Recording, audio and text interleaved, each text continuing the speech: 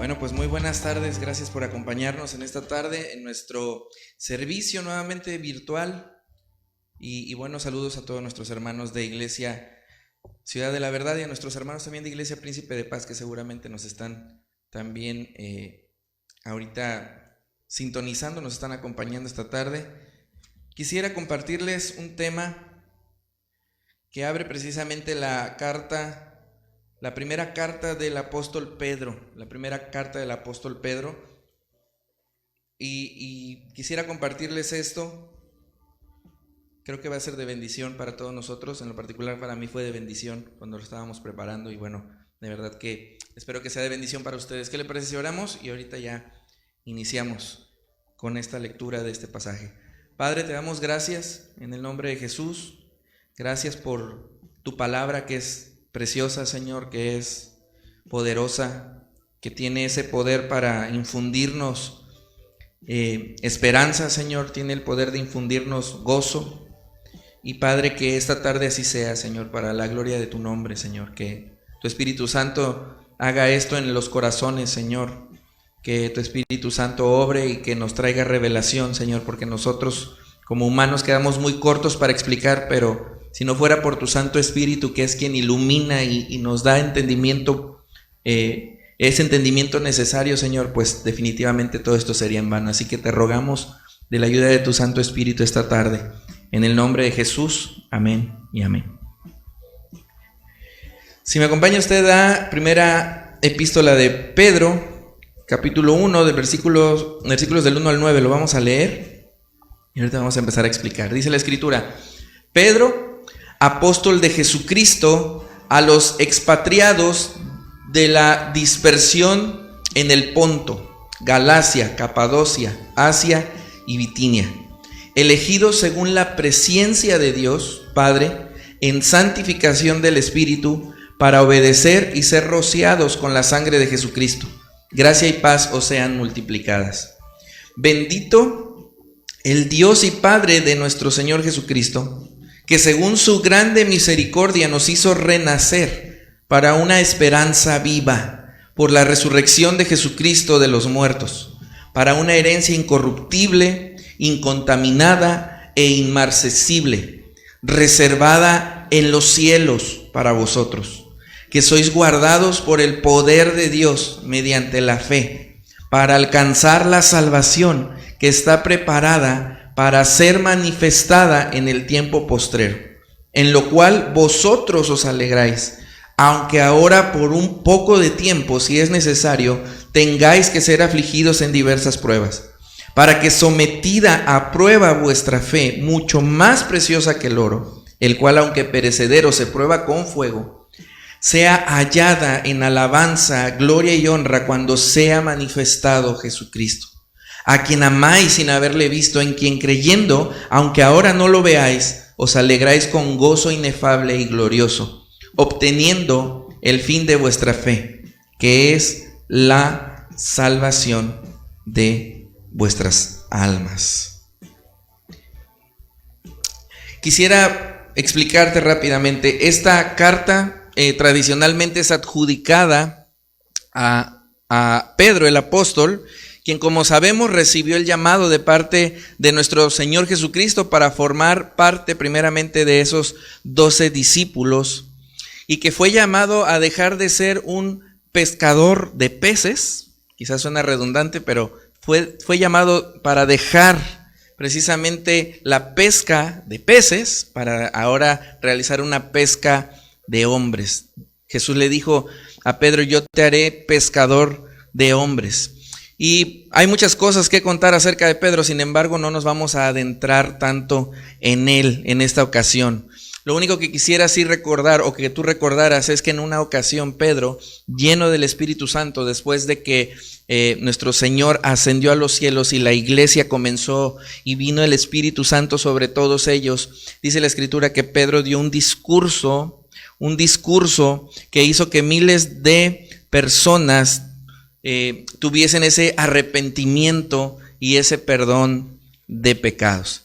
Ahora este mismo Pedro es quien escribe esta carta a los que él llama los expatriados, es decir, aquellos que debido a la persecución que vendría sobre los cristianos, tuvieron que abandonar su tierra natal. Algunos consideran que esta persecución no venía tanto de imperios extranjeros, sino que venía de su propio pueblo, aquellos quienes no podían aceptar precisamente a los cristianos dentro de ellos. Así que ellos tuvieron que abandonar su tierra natal y habitar algunas zonas de Asia Menor, en lo que hoy podemos conocer como Turquía. Así que eso es lo que nos dice el primer versículo. Pedro, apóstol de Jesucristo, a los expatriados de la dispersión en el Ponto, Galacia, Capadocia, Asia y Bitinia. Versículo 2. Elegidos según la presciencia de Dios Padre en santificación del Espíritu para obedecer y ser rociados con la sangre de Jesucristo. Gracia y paz os sean multiplicadas. Ahora, estas personas que estaban ahí, aunque no habitaban en su tierra, y precisamente creo que esa es la razón por la que Pedro les escribe esta carta. Ellos no habitaban en su tierra, estaban obviamente siendo extranjeros en aquel lugar. Y Pedro envía esta carta para animarles, para recordarles que aunque fueron separados o tuvieron que abandonar, y fíjense lo que le voy a decir entre comillas, abandonar la nación de Dios, no fueron separados del amor de Dios.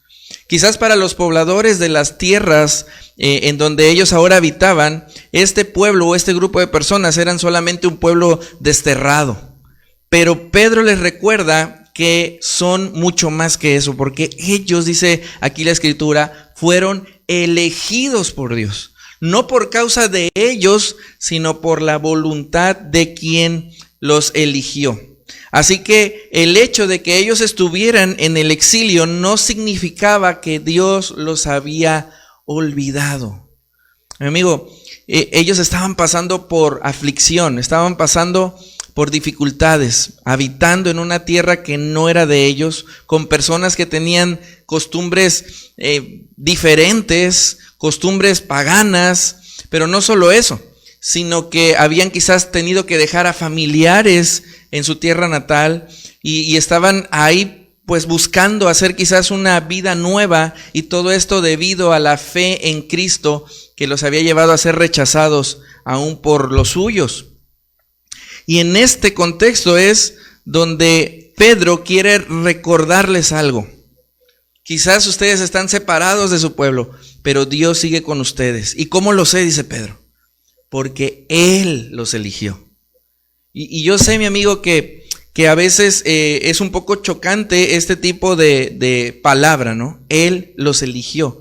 Pero para aquellos que hemos experimentado la gracia de Dios, cuando entendemos que es Dios quien elige, realmente para nosotros hay una fuerte ancla en nuestros corazones.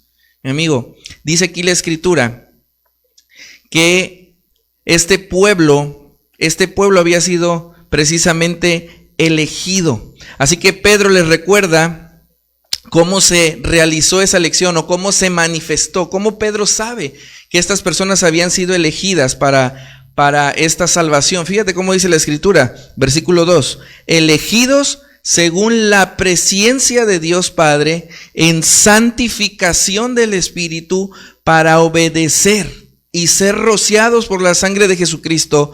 Gracia y paz sean multiplicadas. Así que él está diciendo lo siguiente: el Espíritu Santo hizo una obra, Él los santificó. Y cuando hablamos de que Él los santificó, se refiere al hecho de que Él los tomó aparte, los apartó para.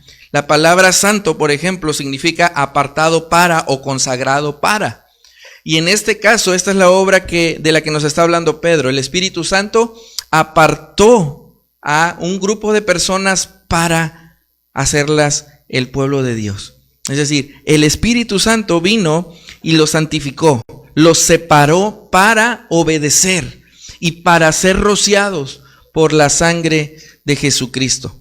Pedro les recuerda entonces que Dios obró en sus corazones por medio del Espíritu para llevarlos al arrepentimiento y a la fe en Cristo. Así que, como vemos aquí, el Padre guía a los pecadores hacia el Hijo por el poder del Espíritu Santo para ser limpiados. Vamos a leerlo. Aquí podemos ver incluso esa Trinidad. Dice aquí, elegidos según la presciencia de Dios Padre, en santificación del Espíritu, para obedecer y ser rociados con la sangre de Jesucristo. Gracia y paz os sean multiplicadas. Así que vemos cómo la obra de Dios es la obra de un Dios trino, un Dios que es Padre, es Hijo y Espíritu Santo, y que ellos en uno solo obran para hacer posible nuestra salvación. Así que la Nueva Traducción Viviente lo dice de la siguiente manera, versículo 2, dice así: Dios Padre los conocía y los eligió desde hace mucho tiempo, y su Espíritu los ha hecho santos. Como resultado, ustedes lo obedecieron y fueron limpiados por la sangre de Jesucristo. Que Dios les conceda cada vez más gracia y paz. Así que Pedro comienza por esto, el decir, miren, ustedes están ahorita en un pueblo que no es su pueblo, pero no se olviden de esto, Dios sigue estando con ustedes. ¿Por qué lo sé? Porque Dios los eligió a ustedes, y si Dios los eligió, Él nunca los va a abandonar. Mi amado amigo, si tú y yo entendemos que Dios nos eligió por el puro afecto de su voluntad y no por algo que hubiésemos hecho, eso puede ser para nosotros siempre un consuelo fuerte. ¿Por qué? Porque podemos entender que si no hubo nada para que Él nos eligiera, si no hicimos nada para que Él nos eligiera, entonces no podremos hacer nada. Si no hicimos nada para que Él nos amara, no podremos hacer nada para que Él nos deje de amar. Versículos 3 al 5 dice la Escritura de la siguiente manera: Bendito el Dios y Padre de nuestro Señor Jesucristo, que según su grande misericordia nos hizo renacer para una esperanza viva por la resurrección de Jesucristo de los muertos, para una herencia incorruptible, incontaminada e inmarcesible, reservada en los cielos para vosotros, que sois guardados por el poder de Dios mediante la fe, para alcanzar la salvación que está preparada para ser manifestada en el tiempo postrero. Ahora, ¿qué está haciendo Pedro aquí? Él le está diciendo, acabo de decirles lo que Dios hizo a través del Padre, el Hijo, el Espíritu Santo, vino, obró poderosamente en los corazones, los llevó hacia Cristo por el poder del Espíritu, los salvó. Y entonces Pedro está diciendo, bendito el Dios y Padre de nuestro Señor Jesucristo, porque cuando consideramos tú y yo verdades como estas, lo único que es justo hacer es dar alabanza a aquel que nos amó, porque Él decidió hacerlo así. Así que Pedro bendice al Padre por la obra milagrosa de dar vida nueva a los hombres. Mi amigo, si hay una obra verdaderamente milagrosa, o quizás no vamos a decir verdaderamente milagrosa, pero si hay una obra que verdaderamente es poderosa y que verdaderamente se sale de todo límite humano, es la obra de hacer que los hombres renazcan, hacer que los hombres tengan vida nueva. Eso solamente puede hacerlo Dios con su poder. Así que todos aquellos que han nacido de nuevo, dice Pedro, tienen una esperanza viva, ya que Jesús resucitó. Y eso nos enseña que aquellos que fueron rociados con su sangre, lo harán también por el poder de Dios. Es decir, Jesús resucitó y eso nos dice algo. Todos los que estén en Él, los que hayan confiado en Él, los que hayan sido limpiados por esa sangre, también resucitarán. Pedro les habla a estos expatriados de una herencia, a estos hombres que habitaban ahora en una tierra que no era suya, pero la herencia de la que Pedro les habla es muchísimo mejor que cualquier porción terrenal. Esta es una herencia permanente, y me encanta cómo dice la Escritura. Dice así, versículo 4, una herencia incorruptible, incontaminada e inmarcesible, reservada en los cielos para vosotros. Así que Pedro les habla que esto es muchísimo mejor que cualquier porción que tengan en esta tierra. Es una herencia permanente. ¿Puedes pensar en esto? una herencia permanente que no se desgasta, que no se deteriora. Si tú buscas, por ejemplo, la palabra inmarcesible y la buscas en esta concordancia que te deja ver precisamente el significado real de la palabra que se usa ahí es esta palabra es este significado: no pierde su brillo. Este lugar es un lugar que no pierde su brillo, que no se marchita, es lo que significa inmarcesible en nuestro lenguaje. Ahora, Pedro, si te das cuenta, no está describiendo realmente el lugar, él no está diciendo lo que ese lugar es, él simplemente está diciendo lo que ese lugar no es. ¿Te das cuenta? No se contamina, no se deteriora, no se desgasta, no se marchita, no pierde su brillo. Y me llama la atención porque esto nos quiere decir algo. Si Pedro solamente puede hablar de lo que ese lugar no es porque lo que ese lugar sí es, simplemente es indescriptible, amado hermano que me escuches. Pedro puede decir, bueno, en aquel lugar no se desgasta, aquel lugar es un lugar que permanecerá. Pero ¿sabes algo? Lo que no puede hacer Pedro es describir las grandezas de ese lugar en el que tú y yo, por la gracia de Dios, hemos sido invitados, de esa herencia que por la gracia tú y yo hemos recibido y que habremos de disfrutar cuando Dios así lo decida. Así que Pedro les recuerda lo que no es, o nos dice lo que no es. Y tan solo que nos diga lo que no es, creo que es suficiente para llenarnos de esperanza. Y para llenar de esperanza a aquellos que habitaban en tierras deterioradas y marchitas. ¿Estás de acuerdo? Pedro les recuerda que no solo les espera una herencia gloriosa, sino que serán guardados. Versículo 5. Dice, después de que dice que hay una herencia reservada en los cielos, dice: para vosotros que sois guardados por el poder de Dios mediante la fe para alcanzar la salvación que está preparada para ser manifestada en el tiempo postrero. Así que Pedro dice, no solo les espera la herencia, sino que serán guardados hasta entonces por el poder de Dios. La Escritura dice en uno de los salmos que Él es escudo a los que en Él confían. Y confiar, mi amigo, confiar en Él no es solo creer que Él puede guardarnos, sino creer y entender que Él ha prometido guardarnos y Él ama guardarnos.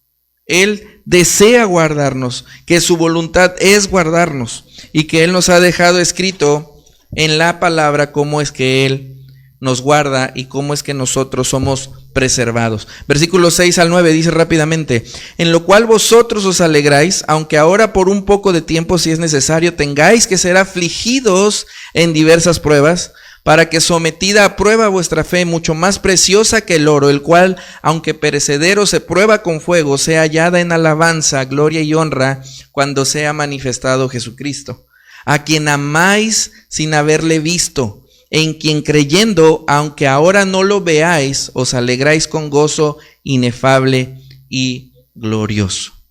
Así que Pedro básicamente está diciendo, miren, viven en una tierra que no es la suya, pero recuerden algo, tienen una herencia que no se desgasta. Viven en un lugar en donde se sienten como extranjeros y lo son, pero ¿saben algo? Ustedes tienen algo reservado, algo que permanecerá para siempre, una herencia incorruptible. Así que Pedro les dice básicamente en este pasaje, en el versículo 6, alégrense. En la Nueva Traducción Viviente, el versículo 6 dice, así que alégrense de verdad, les espera una alegría inmensa. Así que Pedro les dice, alégrense, porque a pesar de las aflicciones que puedan experimentar en esta tierra en donde están, les espera una gloria indescriptible.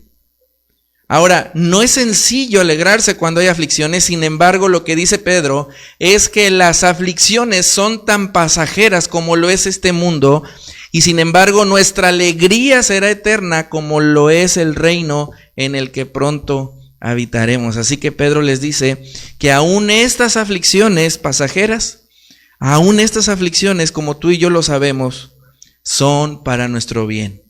La aflicción es para la fe lo que el fuego es para el oro. El fuego no destruirá al oro, sino que quitará la impureza. Y es lo que nos dice el versículo 7.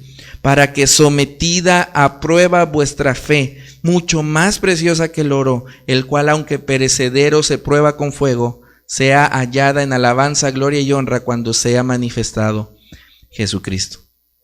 Así que, mira mi amigo, yo sé que a veces nos da un poco de temor recordar esto, que todos tenemos que pasar por el fuego de la aflicción para que nuestra fe sea probada. ¿Y que sea probada para quién? No para que Dios sepa si nuestra fe es genuina, sino para que nosotros sepamos si nuestra fe es genuina. Y todos tenemos que pasar por ese fuego de la aflicción. Y nos da temor. Nos da temor. Mi amigo, lo que está diciendo la Escritura es, si la fe es más preciosa que el oro y el oro se pasa por fuego, mucho más nuestra fe tendrá que pasar por fuego. Pero ¿cuál es nuestro consuelo? No te olvides del versículo 5. Sois guardados por el poder de Dios. Sois guardados por el poder de Dios.